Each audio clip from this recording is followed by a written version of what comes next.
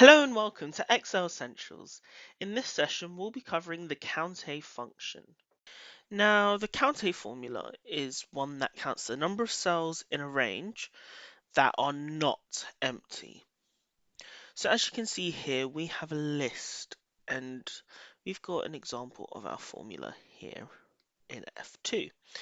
And as you see, we've got a range here where there are about 21 cells and only 18 of them have a value in.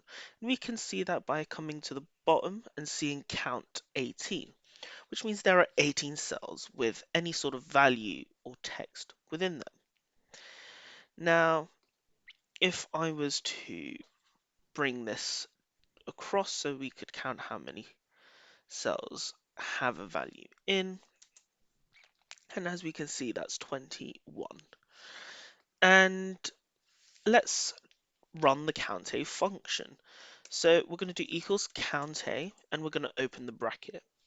So here we're going to select any item in the list and we're going to do control space to select the whole column in the list.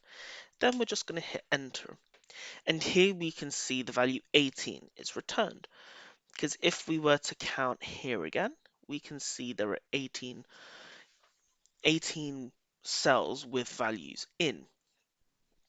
Now this is really helpful if you need to also identify where there are empty cells, because you need every cell to have a value, and this is one way you could verify if the number of cells with values matched what you're expecting.